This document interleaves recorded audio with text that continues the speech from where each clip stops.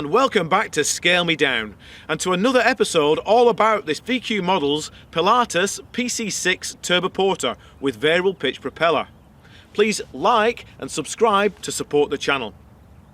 In the last episode we had a short flight with her, but we were fighting the daylight, and we also had problems with the propeller boss slipping and also with ground clearance.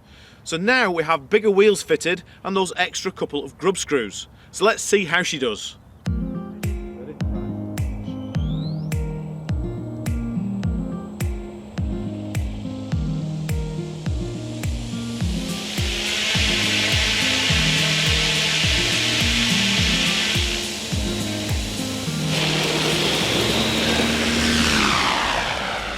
You can hear the propeller takes a really big bite, and she's off like a rocket.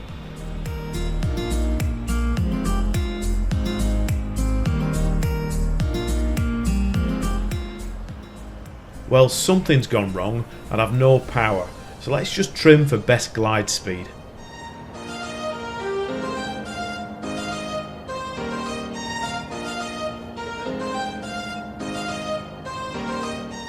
As you will know if you've been following the project, we've had many technical challenges to overcome. This means I'm getting quite practiced at glide approaches with this aircraft.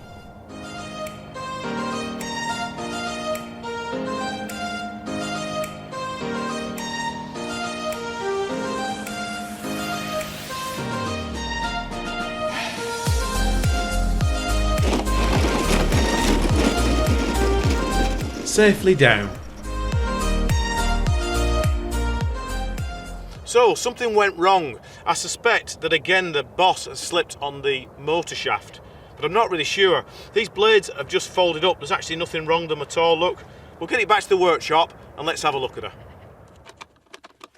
Feels very odd, so let's take the cowlings off and have a look. I couldn't really find anything wrong, but when I plugged the batteries back in and tried the motor again, it let out some smoke, and that was the end of that. The red line on this graph shows the current drawn, whilst the blue line is the power developed in watts. And you can see in flight mode here, it peaked at 4.3 kilowatts. When we consult the motor specifications, this is well in excess of its rated limits. We've made a few modifications and we've returned to the field, albeit without the cowlings. I've come down from 10 cells to 8 cells, and we've made some new shorter propeller blades.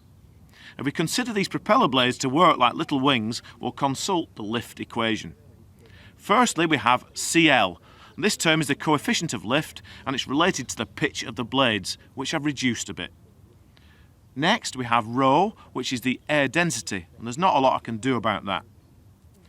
Then we have V squared, and that's related to the RPM of the propeller. And we've reduced from 5,000 to 4,500 RPM in flight mode. And remember, it's V squared.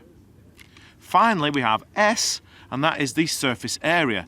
And as these propeller blades are shorter, the area of the disc, pi r squared, remember, is smaller. So we'll now fly a circuit with her, we'll see how we get on. When we get home, we'll download the data and find out how much power we've actually drawn.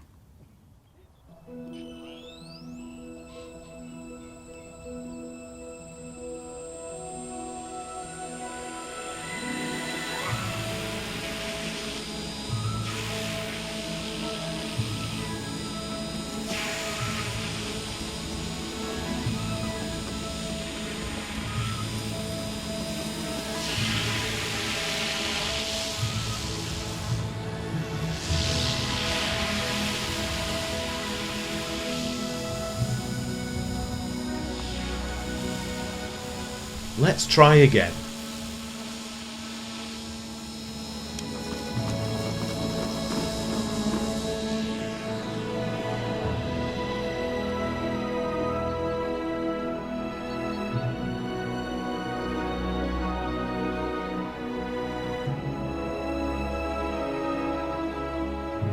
Much better now, and I love how she sounds.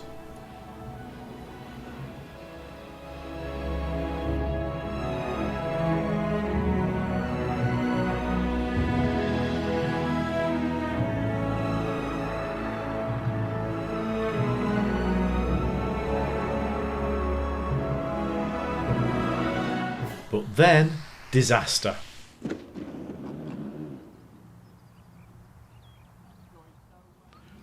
So after retrieving her, the damage doesn't look too severe.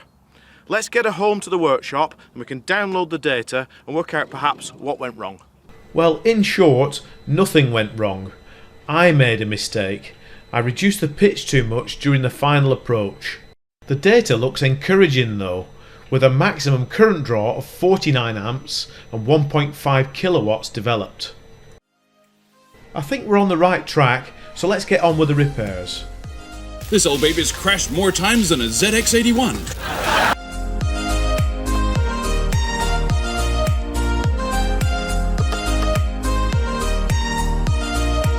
It was a simple job to straighten and refit the landing gear, and to fit some new blade grips and to replace some bent bolts.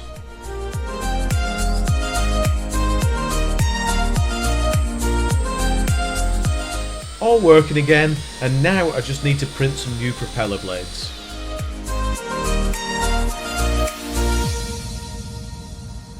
I've completed all the repairs and we're ready to try again.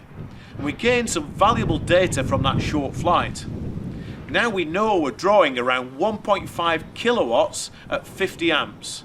And in future flights I shall gradually tune the propeller assembly towards 60 amps and 2.2 kilowatts, remaining below the maximum ratings for both the motor and electronic speed control. At least now we know that next time we try, we're not going to destroy the motor, which means we can slow down and spend a bit more time on the flight. And that's handy because there's a lot of work to do on the pitch curves for both flight and ground mode. Clearly, the pitch curve in flight mode is far too sensitive towards the top end of the lever, which was a contributing factor towards that crash. When we reconvene next time for part 12, we'll have got closer to the final settings. And I really hope you're finding this series interesting. If you press the bell icon towards the bottom of the screen, you'll be informed for notifications as to when new content is uploaded onto the channel. Thanks for watching, and we'll see you next time on part 12.